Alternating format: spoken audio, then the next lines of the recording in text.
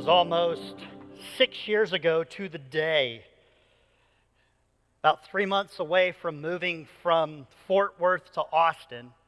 The weather was kind of peculiar. There was a rainstorm going on, there was fog in the air, it was chilly, and there were these little frogs that just showed up out of the middle of nowhere, all over the place. You walk out the door, and they're everywhere. At the time, my daughter, her name's Lexi, she was about 8 years old. And I remember her and I walking out the front door, and she goes, "What is this, Egypt or something?"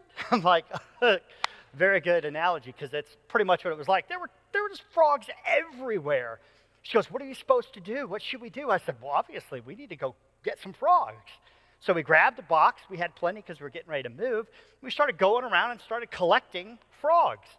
We filled up a box, about 60 of them, and took them down to a pond and dumped them out. She goes, "What do we do now?" I said, "Well, let's get some more frogs." And that's exactly what we did. We started walking down the street collecting frogs. These frogs are little bitty. But in the middle of the road hopped this precious little toad. You know, it had to have been a prince, the way my daughter was looking at it. Right in the middle of the road, tiny as a thumbnail, just trying to hop his way across the road. And Lexi zones right in on him. At the exact same time, up the road is a car. It's rainy, it's foggy, it's chilly, it's 50 feet away, and Lexi says, "I have to save the frog." And what did I say? No. She goes, "Dad, I have to save the frog." I go, "Lexi, stay here. The frog will be totally fine." He's dead. Crushed right in the middle of the road. And instantly she looks at me without a pause in complete passion. "You're so mean." I'm like, "Boo-boo, I am so sorry." She goes, "You don't even care." I said, "Well, it's one frog. You've got 60 right here." She goes, "I needed to save him." I said, "Yeah, but I wanted you to be safe." And she goes, "Well, I am, so I hope you're happy." Oh, children, the tension sets in the moment there's a difference of approach, of reason. I'm glad you guys chose to be with us today. We're at the conclusion of a series, Victory from the Valley, and I get to close it today by talking about parenting and how to have victory in our parenting. And I appreciate you guys coming here today or joining us online. I know that it was really difficult for you to sleep in an extra hour to come in here, you sinners. So I'm glad that you guys made the decision to come to the later service. And for many of you, I can see your faces, your beautiful, beautiful faces. Some should put the mask on. But anyway, I'm kidding, kind of. So here's the tension. Here's the thing. Parenting is challenging, and seems to be this constant tension that's almost immediate between parent and child. Why is it there? I do believe there's different perspectives that bring us to that. As I'm sitting there and I'm thinking about my daughter, and she's thinking about a frog, and she turns to me and she says with such vigor, "You're so mean." Instantly, what pops to my mind is a Bible verse, like a good parent. The Bible verse that popped into my mind was this one right here from Psalm 127. It says, "Children are a gift from the Lord. They are a reward from Him." Right? When they're yelling at you and mad at you and sassing you, isn't that the first one that pops in your head? No, it's not at all. This is the verse that popped into my head. "Punish them with the rod and save them from death." That's NIV, though. I was raised King James. Let's go King James on this one. This right here. "Do not withhold correction from a child, for if you beat him with a rod, he will not die. You shall beat him with a rod and deliver his soul from hell." Exactly. How dare you talk to me like that? The tension is right there. Why is it there?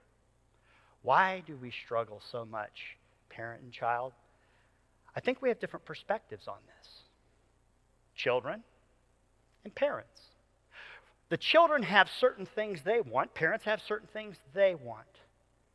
It's really two major things in both categories. From the children's side, this is what they want. The child is thinking about freedom and thinking about fun. The parent, on the other hand, is thinking about safety and success. Think about children.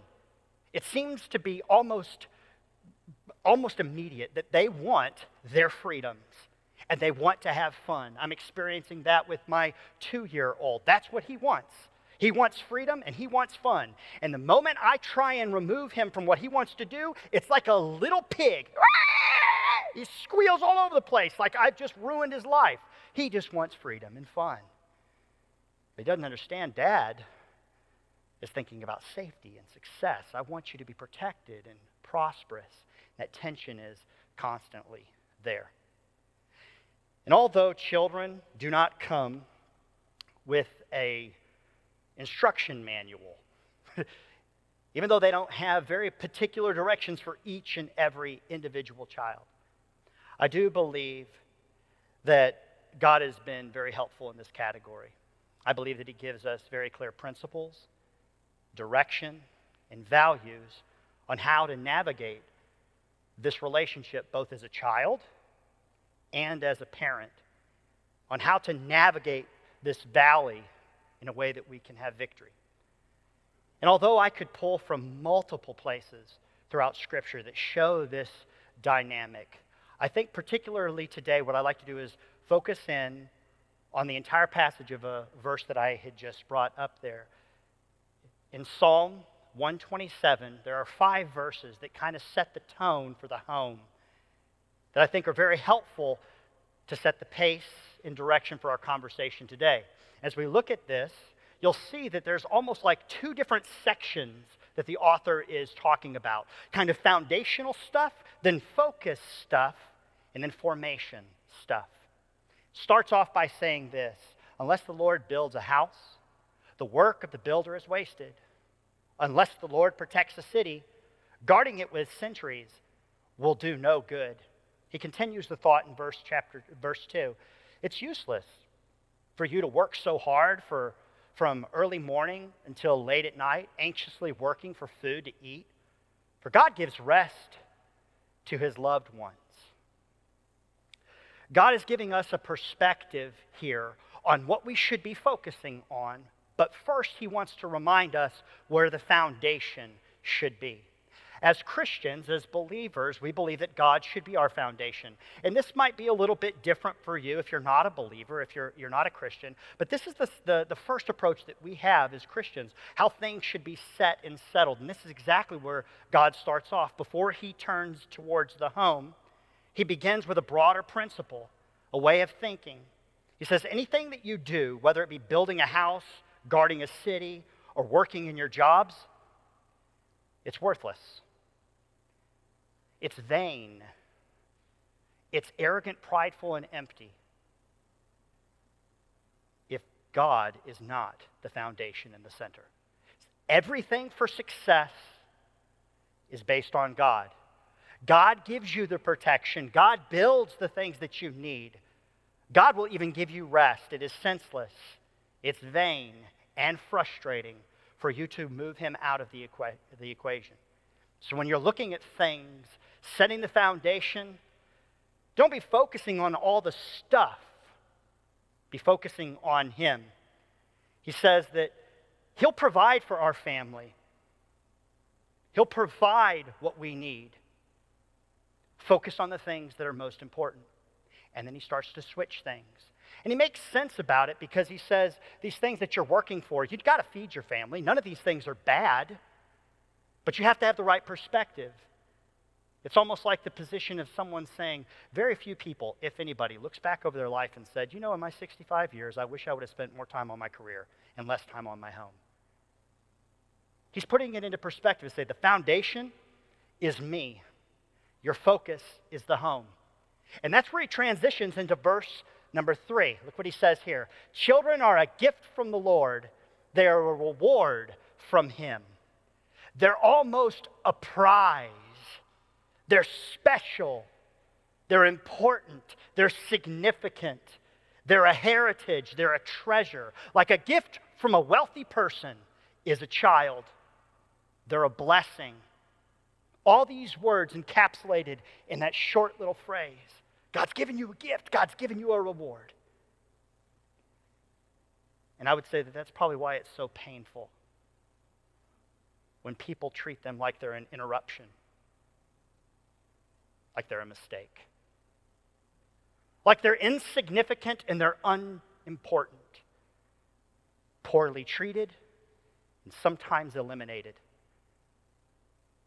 God says, that's our focus. They're a gift from me. They're a treasure from me.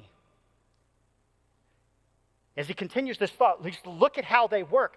Children are born to a young man like arrows in a warrior's hand. The next verse says that as they grow up, how joyful is the man whose quiver is full of them. He will not be put to shame when he confronts his accusers in the city gates. These children are not just momentary things. They are something that will grow and that will develop. And these are the things that need to be formed, is what he is saying, and he's reminding us.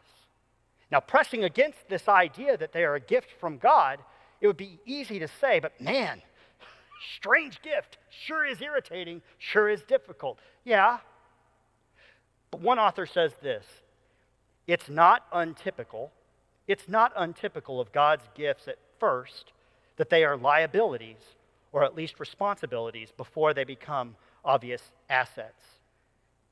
It says children are like arrows that need to be developed. They need to be developed. They're not developed, they're not created by watching TV from absent people. They are developed intentionally. Like arrows. Verse 4 says this. It says, children born to us, a young man, are like arrows in a warrior's hands. Well, how are they like arrows? How is a child like arrows? Here's a few ways that children are like arrows for us. Children are like arrows in that they must be shaped. They must be shaped. This means they must be developed. They must be guided. They need a direction to go. Children are also like arrows and they must be aimed. They need something to focus on. And finally, children are like arrows in that they are to be launched. Children are released. They're a gift, and they're with you for a season. So coming into this, realize that God gives us a gift that we're supposed to focus on and form. And with children, we know this to be true because we used to be them. This is the reality with children. Just like an arrow, children have the potential for much good and much evil, just like an arrow. That's why they require attention, focus, and development. Now, as we go into this conversation today, I wanted to give a little bit of perspective as we walk into this, because we're all coming from different angles on hearing these things today. First of all, I wanted to say something from 4 different perspectives. The first one is this. Some of us are here with our families or have a family, and the family is unique. Maybe you have a nuclear family. Maybe you have a blended family. Maybe you're a brand new family, or maybe you're a seasoned family. There are parents out here. The parents that are out here might be in different categories. We might have parents that are raising their children as a married couple. Some of you might be divorced. Maybe you've been remarried. You're coming at this from a unique perspective of your own. Maybe you're single. Maybe you're raising your family, your children, you're parenting from a single perspective. Maybe you're walking in and you're listening to this wondering, why am I here? I have no children. And maybe you have no children because you just made the decision you don't want children. Maybe there's a medical reason that you do not have children. Or maybe you're just at the beginning of life or just in that season where you just haven't had children yet. This conversation is for you as well. This conversation is for all of us because what we discussed today is the development of our next generation and how that looks. And I'm going to tell you, for those that don't have kids or don't have kids yet, over my years of being in student ministry, some of my most dynamic and effective youth workers are people that do not have children. They don't even have kids. They just love God and they love his people. So these conversations today are not just for you. They're an opportunity to learn, maybe grab some things, but take them outside and help others as they raise their kids. Now in this, we have the categories of people who are parenting, but then there's also kids. There's kids that are taking in this conversation today, and I want to let you know that you also have some type of investment and an opportunity, a critical part in this entire conversation. There's something that is important for you to do as well. So before we start talking about shaping the arrow that is you, I wanted to share with you that God has some things to say to you as a child before we go into discussion on the parents. In Ephesians 6, chapter 6, verse 1, God tells children how they're supposed to approach this whole thing. He says this, "Children, obey your parents in the Lord, for this is right." Holy Spirit out. That's it. Children, obey your parents in the Lord, for this is right. Nice parents? Yep. Mean parents? Yep. Good parents? Yep. Bad parents? Yep. Obey my parents? Yes. For how long? It's a season. Stick with me. I'll tell you how it changes at the end. But you have a responsibility to obey your parents. Your parents have a role in this as well. Your parents are required by God to do certain things. Let me share with you some of those things. They are required to shelter, protect, feed, clothe, educate, love, discipline, comfort, and build biblical faith. Deuteronomy 6 tells us that God has given us parents to build us up and teach us about God and all those other things. Mom and dad have to do that. Here's what mom and dad do not have to do. They do not have to buy a house that you like, feed you the food that you like, clothe you in the clothes that you want, take you to the school that you want to go to, listen to your point of view on everything, agree with you on anything, give you reasons for everything that they are doing, give you social media, give you entertainment, buy you a car, buy you a pony, buy you a phone. They don't have to do any of those things. Can they? Yes. Will they? Maybe. What if they don't? Obey. Obey. And then there's more to this, and we'll get to that as we conclude. But I wanted to share with you that you have a very important part in this. Now let's shift over to shaping you and have a discussion with the parents. As we start to shape the arrow that will eventually become our peer, there's different categories that seems appropriate to acknowledge. There's stages, there's phases, there's all kinds of different ways of thinking through things. And as I've studied and experienced and talked and learned, I've realized that these 5 really do encapsulate things well. There are other approaches to it, but I think these are really good for us today. The stages of parenting, you have connecting, 0 to 1, disciplining, which is 1 to 5, training, 5 to 12, coaching, 12 to 18, friendship is the adult years. Yes, the stages overlap. Obviously, they overlap. But I want to particularize each one in our conversation today to share with you some important realities that matter in those stages. The first one that we'll look at today is the connecting stage. In the connecting stage, they are discovering who's there. In this stage, they're discovering who's there. They kind of know you from your voice because they've heard it from inside mama. But now their geographical location has changed from inside mom to inside your home. And now not only are they hearing your voice, they're seeing your face. They're smelling you. They're feeling you. They're right there with you. And during this phase of connection, they need you for everything. It's exhausting. It can be overwhelming, but it is a critical phase for parents as they connect. As they connect with their children, the child is discovering who will comfort me and how they will care for me. Who will comfort and care for me and how. In this, they're realizing the connection through changing diapers, both mom and dad and older siblings. They're connecting with you. Who's feeding me? Who's clothing me? Who's bathing me? You're connecting with your child, and they are connecting with you. As you talk with them, and you play with them, and you sing with them, and you read to them, you're proving to them certain things. As they're connecting with you, you're connecting with them, and you're saying this right here. The connection phase, the parent is saying, I'm right here for you. I am right here for you. The bond, the dependence, and it is at its highest level it will ever be. Trust me, I just come out of this phase. I have a 2-year-old. I remember very, very fondly as well as fearfully. This phase is exhausting.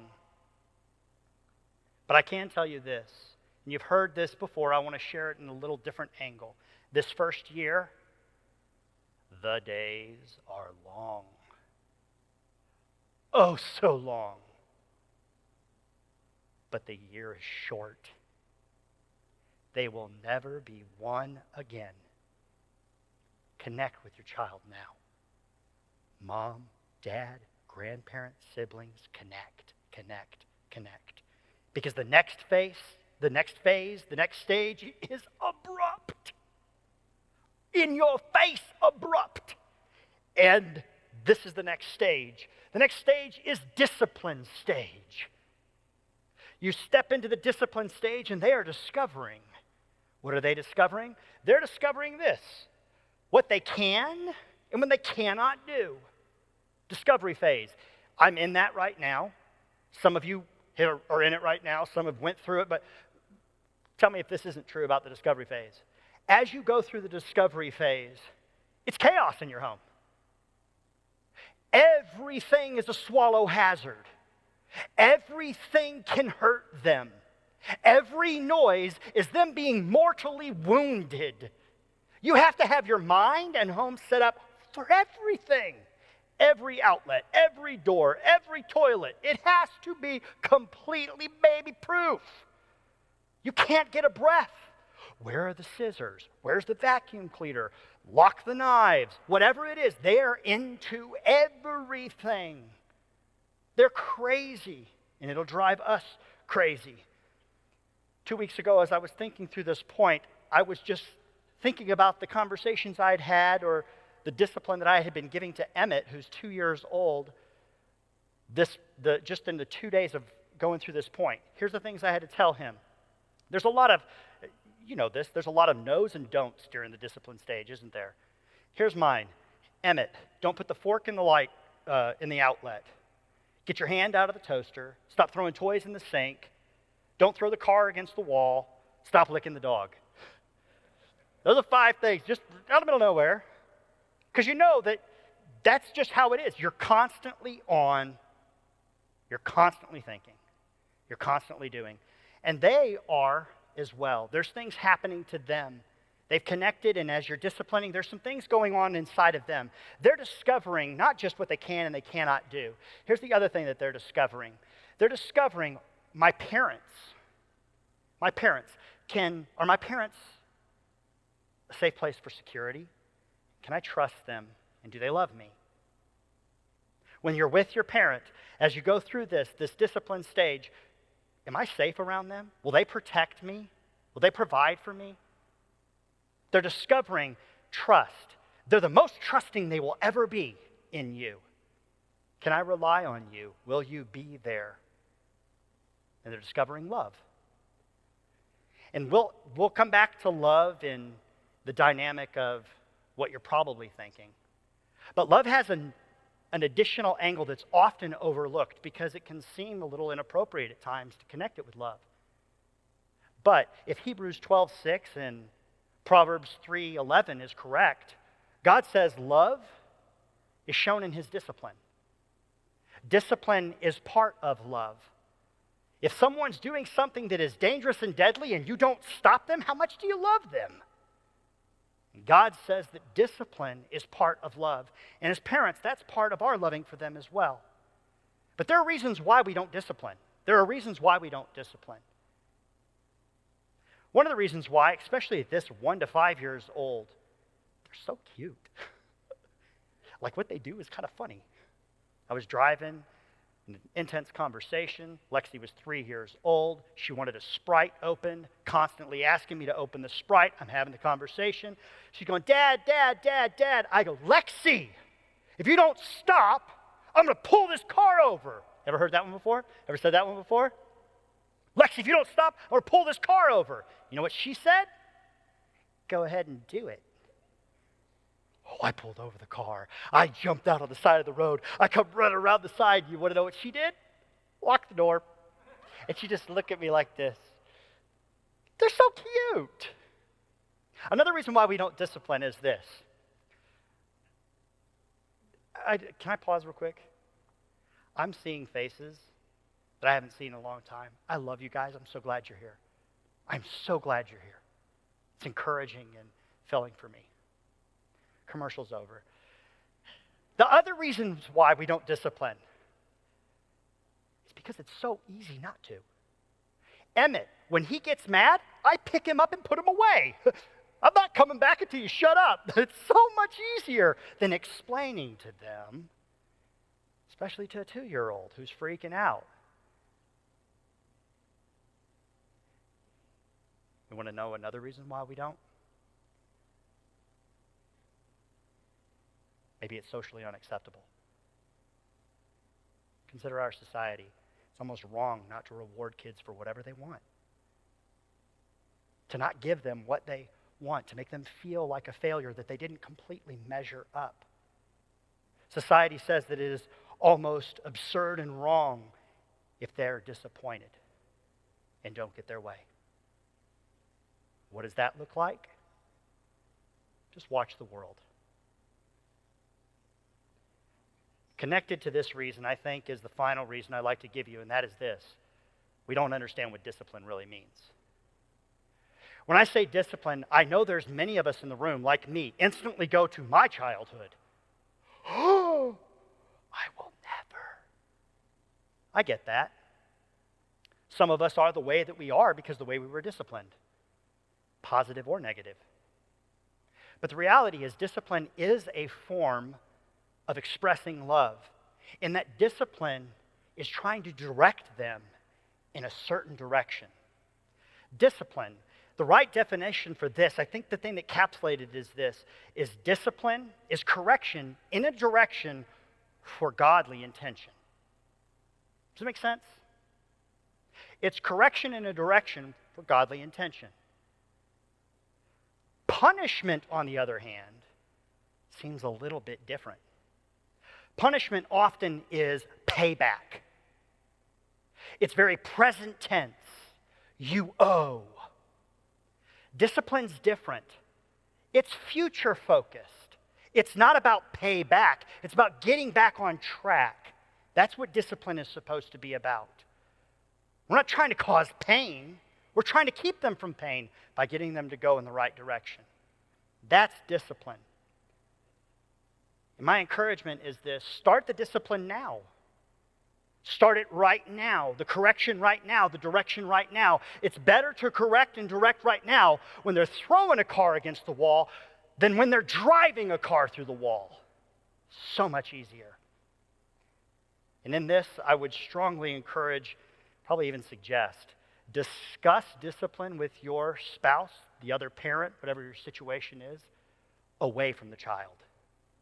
And then inform the child what the discipline is. Set this up ahead of time so that each little offense that you have has certain responses to it, as they realize there's consequences to my actions. Don't talk it over with them because they'll disagree with you, but talk it over with the other parent. And in this, how do you carry out the discipline? Well, I would suggest this right here. Discipline in a way that honors God and works on the child. What worked on me did not work on my brother. What works on Lexi does not work on Emmett. Lexi, as a people pleaser, all I have to do is change my tone and give her the Tucker scowl. Emmett, I give him the Tucker scowl and change my voice, it's almost an invitation to fight. It's like, oh yeah, let's see you, old man.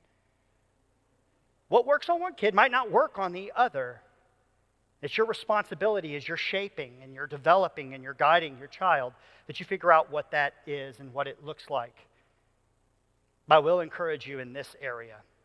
When it comes to carrying out whichever discipline it is, be very careful to never discipline when you're hungry, when you're angry, when you're lonely, and when you're tired. The acronym is HALT. They need discipline. You might need to halt if you're hungry, if you're angry, if you're lonely, or you're tired. Because when a parent, when an adult, when anybody is those four things, we say and do some stuff we're not proud of. We can really harm our kids.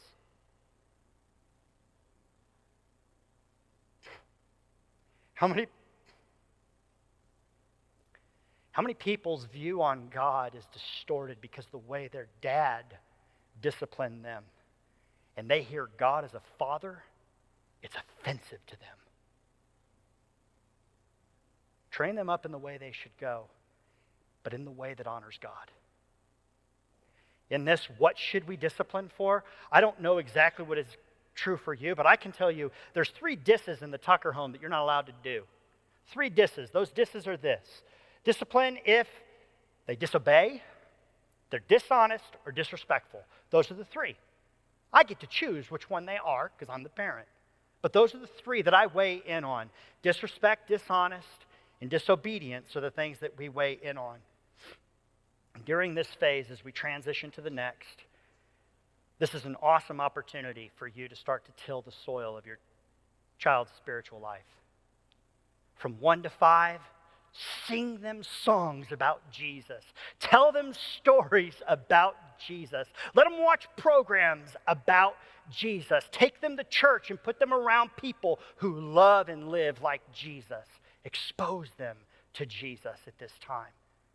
Kids have an amazing affinity to our Lord and Savior. Expose them to that. The next phase, moving on, we're now into the training phase. This is the cause and effect phase. During this phase, they are discovering the why behind the what.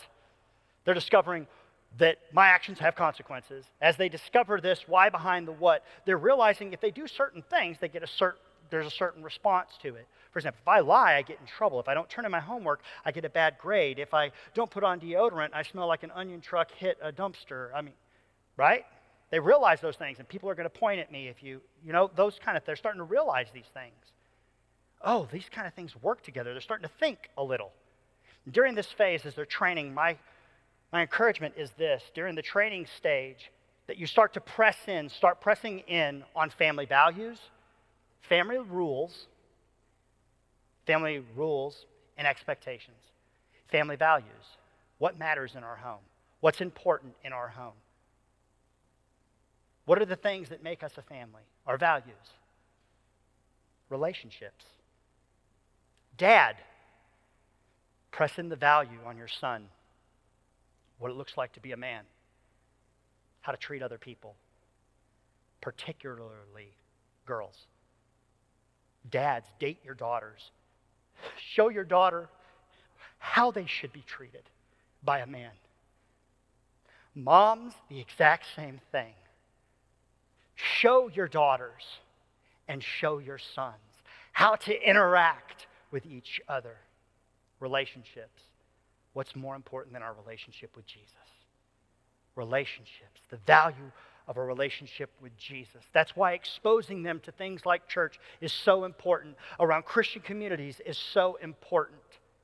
In that phase, helping them develop in different ways. They're going to be developing their moral compass, their behaviors, their language, as well as their preferred entertainment. Now, during this training, there's also rules that come in, and I'm going to encourage you, parents, because for the sake of time, I can't unpack all of this, but I want to say this. When it comes to rules, I would stick with those 3 disses. You might add a few different things, but rules are kind of our guardrails that keep us in line to follow our values. Have your rules, But be careful. Don't put a rule around everything. If you're a parent that has a rule around everything, you are difficult. And it's going to be difficult for you because you have to remember all your rules. And your kid's going, I didn't even remember that. If you have a rule around every single thing in your home, man, it's confusing and frustrating. So consider putting your rules together around the most important things. Kids, when it comes to the rule, don't be a jerk. Don't make them specify every single little thing when it comes to the home. Don't be that kid that says, well, actually you said no eating in my room. Technically it's a milkshake, which is a drink. You need to be more specific. You're a jerk. It's going to be difficult for you. If you're going to make them particularize every single thing they want, they can return the favor. It's not helpful. Now in this training phase and values and rules, expectations should be set standard in your home. What their chores might look like, the room, the clothes put away, the trash taken out, and work. You're starting to develop train them up and what it'll look like when you're not there anymore. And in this training, I would encourage you to do this. Invite questions and have discussions. Invite questions and have discussions. Help them talk along with you. This I call the sunlight and seed stage. Have discussions about things that matter, your Christian worldview. Expose them to how God fits everything together and discuss it with them. Where morals come from, what subjective truth and absolute truth really are. Subjective versus objective, preference and opinion versus absolute and doctrine. And don't confuse. Share with them and discuss with them why we might have the right to do certain things, but that doesn't make it right for us to do those things. Share with them the reality that acceptance of someone does not mean approval of what they do. Share with them. Train with them. Let them ask questions and get into discussions with you. Now, as we transition into the last two phases, we've now hit my area where I'm blessed and have the opportunity to work with, and that's with teenage years, 12 to 18. And 12 to 18, this is the adolescence years, and as we walk into the adolescence years, we're starting to discover a few things. We're discovering that adolescents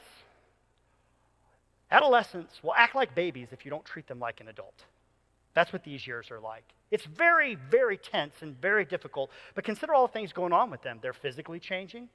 Bodies inside and out are changing. Their emotions are the highest they will ever be.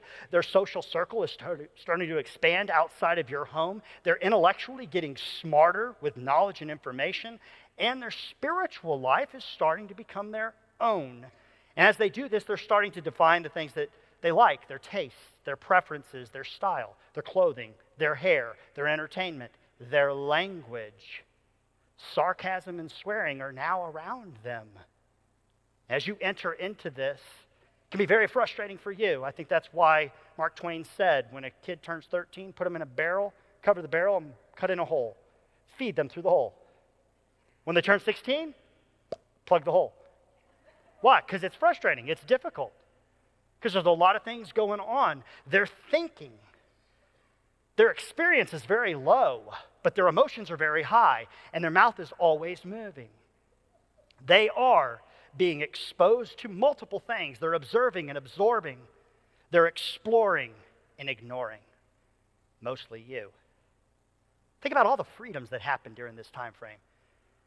Later bedtime, later curfew, different friends that mom didn't set up for a play date, driver's license, they get to go to McDonald's without you. I mean, there's a lot of freedoms that are happening right here. But they're also discovering, and what are they discovering in this phase? This is what they're discovering. Life and how it really works. And they're intensely discovering how important their peers are. They want security with their friends. They want to know that they're safe and included with their friends. They want to know that they have status. Where do I fit with my friendships? Am I the most popular? Am I the least popular? Am I on the bottom? Am I on the top? Where am I? I want status in my relationships with my peers and significance. Do I even matter to everybody else? But along with these things, they're starting to separate themselves from their parent. They're starting to move away from their parent. And you know this through your dialogue and communication with them. No longer are they having full conversations with you or even able to complete a full sentence. I already know. Yeah, no, fine. They're closing down. My encouragement to you during this phase, parent, during this phase, is to really push in on the communication. In this phase, much more connecting will happen than correcting. You've already set up the discipline. They already know the direction of things. This right here, there's going to be a lot more connecting than there is correcting. And in this reality, I want to encourage you, don't pick a fight with your teenager. Because they love to fight. They love it. They love to banter back and forth, to pick a side and go at each other. They do it all the time. They do it all the time. You don't want to walk into those firing ranges right there. And as you connect, you might need to direct them a little bit, but just watch your step. That's the next thing. As you direct, you need to watch your step. First thing is this, parents, don't freak out. In the communication with your kids, don't freak out. If they start sharing with you something, don't panic and freak out. Dads typically go on a freak out on the negative side. You did what? Oh my goodness! We didn't raise you that way. Moms freak out on the positive. Oh my goodness, you won, you won, you won, you won. That's why you're not invited to anything. They'll freak out. It's the first thing. The next thing is this. Don't derail the conversation by your demands and dictation. A lot of parents love to lecture but not listen to their kids. During this phase, that will shut them down. Look for discovery, things you don't already know about your kid, instead of making them follow what you want them to follow. When you do fight, because it's going to happen, watch out for ant piles. We're in Texas. You know what happens when you step in the ant pile, right? Teenagers are like that. Don't step on their ant piles. What are they? Their friends, their fashion, their freedoms, or their fun. If you're fighting with them and you step on one of those ant hills, it's all over. Just like the ants biting all over you, watch them. Oh my, you went after that. Oh, they'll rip you apart when you least expect it. Don't step on ant piles. And during this phase, as you're connecting, you might need to do some directing, but help them think it through, not just submit to you, particularly and specifically when it comes to faith. Let them develop their faith. Let them take ownership of their faith. One of the worst things I ever have heard is when a parent says, I said so, that makes it right. And they're talking about the Bible. Let our kids dialogue and discuss and discover who Jesus is. When we have these conversations, focus on the destination, not winning the conversation. Allow them to talk things through. And during this phase, I call it the water and weed phase. This is where we discuss things. Who has ultimate authority in your life? Where did we get the Bible from? How do you defend your faith? What are good moral boundaries? What does a true friend actually look like? How do I develop spiritual habits? During this phase, you might need to do a little bit of weeding. There are some relationships, some behaviors, some activities that they might need us to step in on. But during this phase, coach them through the why you're stepping in. That leads us to our final phase, which is friendship. The friendship phase, they're discovering themselves. And you're discovering letting loose, which can be one of the most painful parts. Letting loose can be very overwhelming for a parent. Maybe because they've always held on or they're afraid of letting go, but there's all kinds of emotions latched on to this.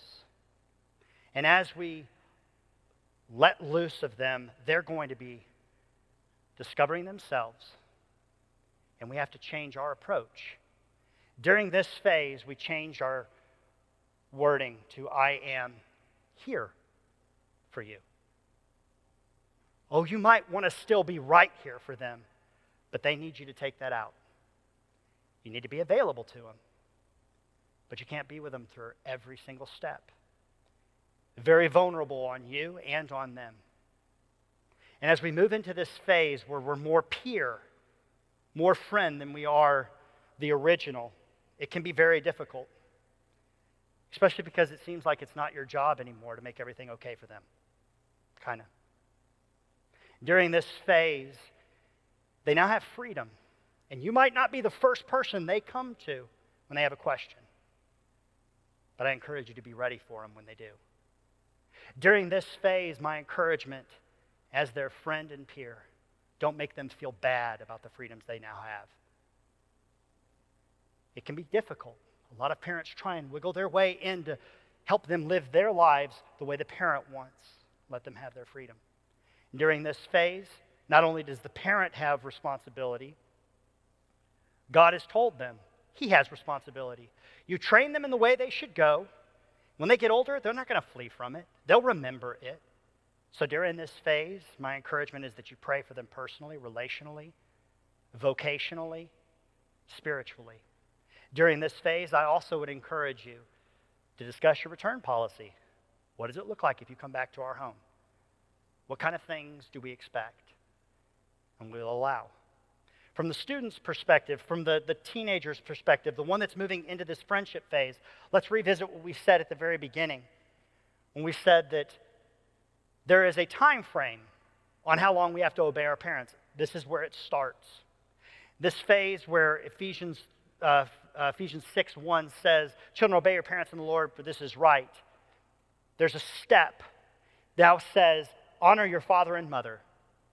During this transition, you are removed from the payroll somewhere in here. And when you're no longer dependent on all of them, that is the stage where it starts to change. But what doesn't change is the honor part. Obedience will change, but honor doesn't.